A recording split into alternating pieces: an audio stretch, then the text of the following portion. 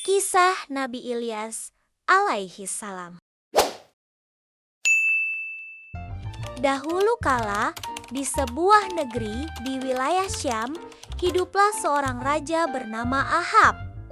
Sayangnya, Raja Ahab dan banyak dari rakyatnya tidak lagi menyembah Allah yang Maha Esa. Mereka lebih suka menyembah patung-patung berhala yang tidak bisa melihat, mendengar, atau menolong mereka.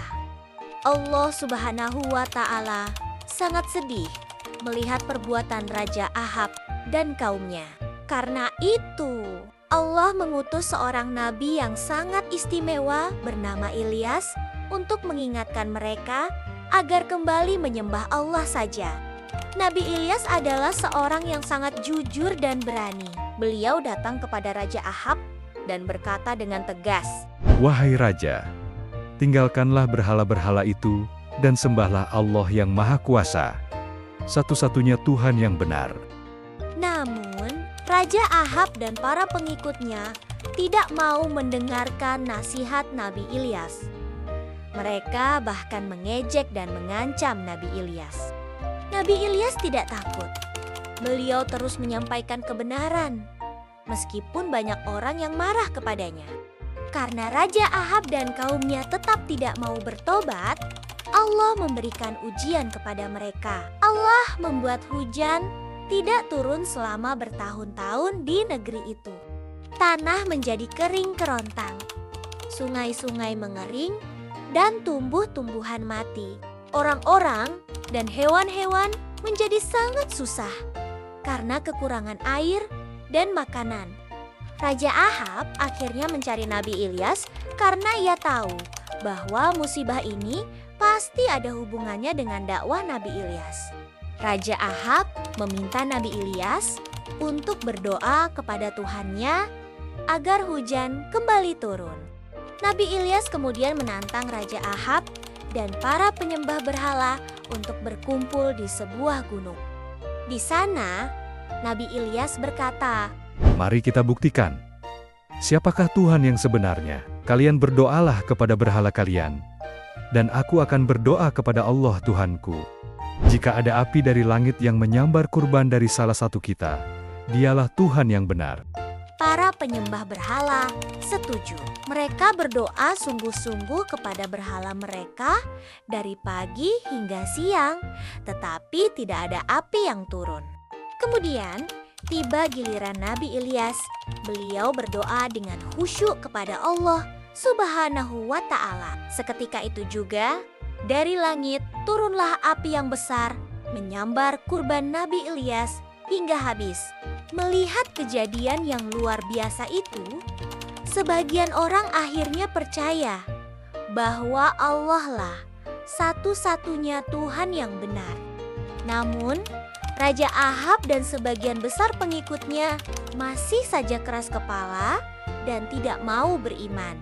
Karena terus diancam, Allah memerintahkan Nabi Ilyas untuk pergi bersembunyi. Beliau bersembunyi di sebuah tempat yang aman dan Allah mencukupkan segala kebutuhannya. Saat Nabi Ilyas bersembunyi di tempat yang sunyi, Allah tidak pernah meninggalkannya. Setiap pagi dan sore, Allah mengirimkan burung-burung yang ajaib. Burung-burung itu membawa makanan yang lezat untuk Nabi Ilyas, sehingga beliau tidak pernah kelaparan meskipun bersembunyi. Ini adalah salah satu mukjizat Nabi Ilyas. Suatu hari, ketika Nabi Ilyas sedang dalam persembunyian, beliau bertemu dengan seorang ibu dan anak laki-lakinya yang sedang sangat kelaparan. Ibu itu hanya memiliki sedikit sekali tepung dan minyak yang tersisa. Hanya cukup untuk membuat satu buah roti kecil untuk anaknya.